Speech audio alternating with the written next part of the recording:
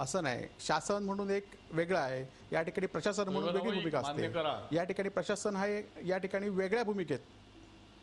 बरोबर काय मान्य करणार, कसं मान्य करणार?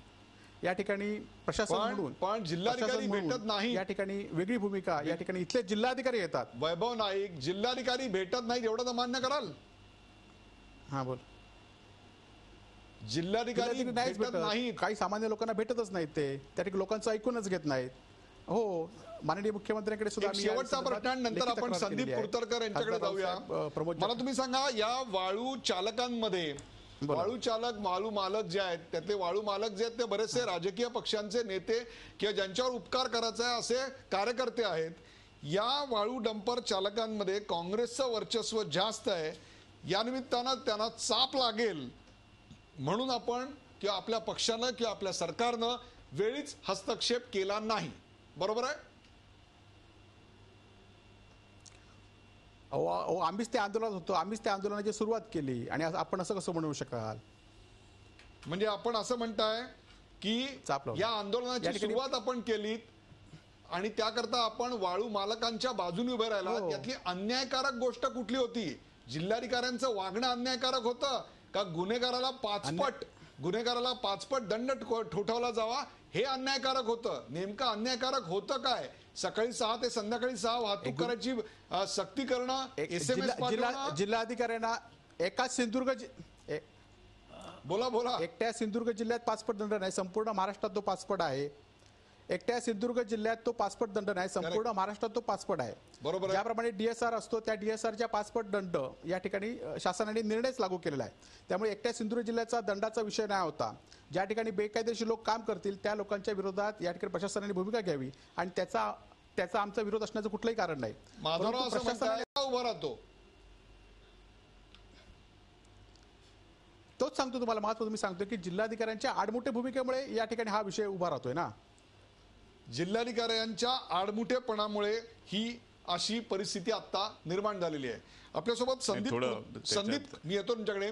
संदीप कुरतडकर आहेत. संदीप कुरतडकर, हा प्रश्न कोणी चिघळवला?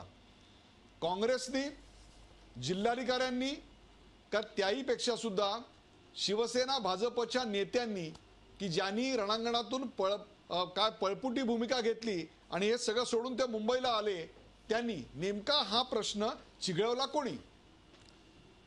नाही, डॉक्टर सत्य आहे अशी भूमिका तुम्ही म्हणू नका. ज्यावेळी आंदोलन झालं, आंदोलनाच्या पाठी या ठिकाणी आम्ही पुढे वैभव नाईक, तुम्हाला बोलायची संधी होती. काहीतरी निर्णय वैभव नाईक तुम्ही बोला ना. आरोप झाले, त्यांनी आरोप का केले ते मी समजून घेतोय. तुम्हाला उत्तर द्यायला पूर्ण वेळ मिळेल. तुम्ही नंतर बोला ना. तुम्हाला मी हा प्रश्न विचारला पण नाही, कारण तुम्ही पळपुटी भूमिका घेतली असं मी स्वतः म्हणत नाहीये. ज्यांनी ही पळपुटी भूमिका घेतली असं ते म्हणतायत त्यांना त्याचं स्पष्टीकरण एवढं लक्षात घ्या. संदीप कुरतडकर, आम्ही आरोप करतोय पळपुटी भूमिका घेतली या लोकांनी. मला त्यांनी म्हटलंच पाहिजे. संदीप कुरतडकर म्हटलंच पाहिजे. चिघळवला कोणी? त्यांची भूमिका योग्य आहे. संदीप कुरतडकर हा प्रश्न चिघळवला कोणी?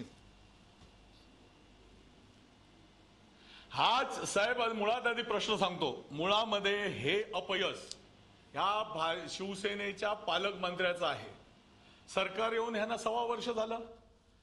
1.25 वर्षात हे न्याय देऊ शकले नाही. ह्यांचं तर प्रशासन कोणाचं आहे म्हणतात. प्रशासन अरे प्रशासन कुणाचं आहे? वचक कुणाचा पाहिजे? पालकमंत्र्याचा प्रमुख आहे.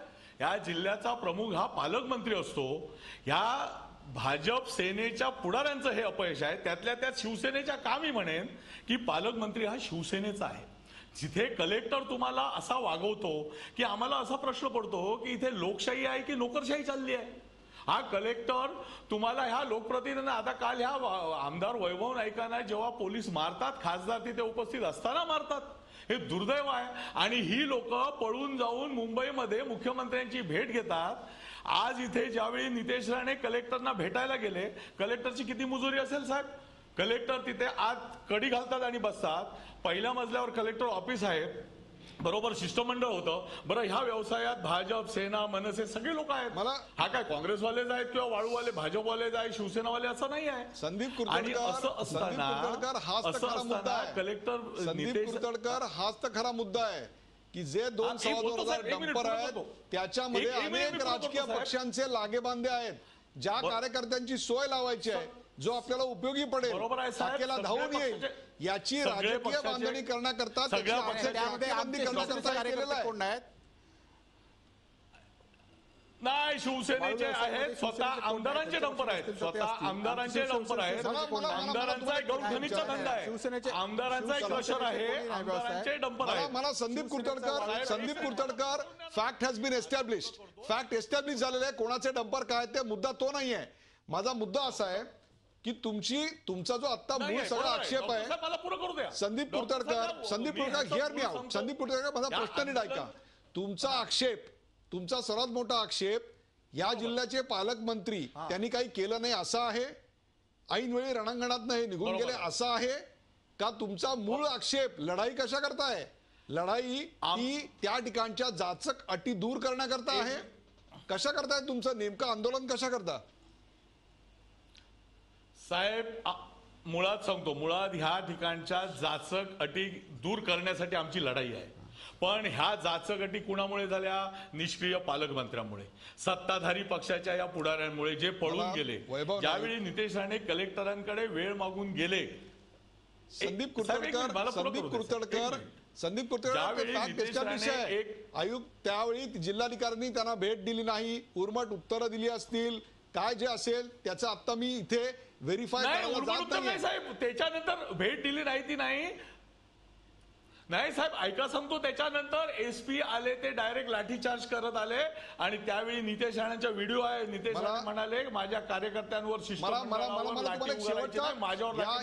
त्यावेळी. संदीप कुरतडकर, ब्रेक पूर्वीचा शेवटचा प्रश्न घेऊन मला कामतांकडे जायचं आहे. मला तुम्ही सांगा की जाचक नेमकं काय आहे? पाचपट दंड जाचक आहे का? या व्यवसायाचं अनधिकृत वाळूचा उपसा आणि त्याची ट्रान्सपोर्ट याच्यामधली जी अर्थव्यवस्था उभी राहते, ती अर्थव्यवस्था जास्त जाचक आहे? नेमकं काय जास्त आहे तुम्हाला? सर दोन मिनिटं सांगतो. इथली परिस्थिती वेगळी आहे. या तरुणांनी कर्ज काढून वाळू डंपर घेतलेले आहेत, वाळूचा व्यवसाय करतायत. यांना पोलीस लुटतायत, तलाठी लुटतायत, भरमसाठ पाचपट दंड आकारला जातो. म्हणजे जिथे जाईल तिथे त्या लोकांची लूट चाललेली आहे. आज आमच्या बँकेकडे 130च्या वर डंपरांची कर्ज प्रकरण आहेत. आत्महत्या करण्याच्या प्रवृत्तीमध्ये आहेत. तिकडे शेतकऱ्यांच्या आत्महत्या होत आहेत. तिथे कोकणात डंपरवाल्यांच्या आत्महत्या परिस्थिती आहे. संदीप कुरतडकर तेच बोलतोय साहेब. संदीप कुरतडकर, माझा फक्त एवढाच मुद्दा आहे की या व्यवसायात दंड भरायची वेळच येऊ नये अशा प्रामाणिकपणे व्यवसाय करणारे आहेत की नाही? भरपूर आहेत, सगळेच तसे आहेत. पण प्रशासकीय लूट आहे, त्याच्यामुळे त्यांच्या उपासमारीची पाळी आलेली आहे साहेब. मला आता तुम्ही सांगा, जे प्रामाणिकपणे व्यवसाय करतात, जे प्रामाणिकपणे व्यवसाय करतात त्यांच्या पाठीशी तुम्ही आत्ता उभे राहताय का? जे याच्यामध्ये बेकायदा वाळूची वाहतूक करत होते त्यांच्यावरचा जो जाचक कर लावलेला आहे त्याच्याकरता उभे आहात? नेमके उभे कशा करता आहात? महाराष्ट्राला कळू तरी देत. आम्ही प्रामाणिक व्यवसाय करणाऱ्याच्या पाठीमागे आम्ही खंबीर उभे आहोत. फक्त प्रशासकीय जी लूट चालली आहे ती थांबली पाहिजे. जी प्रशासकीय पोलीस खातं असेल, महसूल खातं असेल, यांच्याकडून जी लूटमार चाललेली आहे त्याच्यासाठी आमचं आणि मुजोर हे प्रशासन आहे. मला साहेब एकच मी तुम्हाला सांगतो, आज त्या कलेक्टरनी सिव्हिल सर्जनना, आज इथल्या पेपरमध्ये सगळ्या फ्रंट पेजला बातमी आहे. सिव्हिल म्हणजे एवढे मुजोर जर अधिकारी असतील आणि पालकमंत्री निष्क्रियपणे हे बघत असेल गेले 6 वर्ष, तर मला सांगा हे अपयश कोणाचं आहे? आपण सतीश कामत यांच्याकडे जाऊया. सतीश कामत, हा वाद नेमका काय असं वाटतं तुम्हाला? हा वाद सिंधुदुर्गातच का? तुमच्या रत्नागिरीत हा वाद का नाही? आपण मगाशी ठाण्यात का नाही? रायगडात का नाही? मगाशी आपण जो एक निसटता मुद्दा मांडलात की इथले राजकीय नेते हेच डंपर मालक, डंपर चालक आहेत आणि त्यामुळे त्यांचे इथं संबंध दुखावलेले आहेत थेटपणे. अनेक ठिकाणी असं असतं की व्यवसाय करणारा वेगळा असतो, राजकीय कार्यकर्ता वेगळा असतो. इथं राणेंनी असो नाही तर शिवसेनेचे लोक असोत, त्यांनी आपलीच सोय या डंपर मालका किंवा डंपराच्या व्यवसायामध्ये लावून घेतलेली आहे आणि त्यामुळे त्यांचेच इथं संबंध दुखावलेले आहेत, जे त्यांचे राजकीय कार्यकर्ते. आपल्याला सिंधुदुर्ग जिल्ह्यामध्ये असं दिसेल की अनेक ठिकाणी डंपर मालक हे राजकारण करतात आणि ड्रायव्हर आणि चालक किंवा इतर काम करणारे वेगळेच सरकारी लोक. आणि त्यामुळे स्वाभाविकपणे यांना जे काही पैसे सरळ काही न करता मिळत होते त्या पैशावर आज गदा आलेली आहे. त्यामुळे यांचे इथे संबंध दुखावलेले आहेत.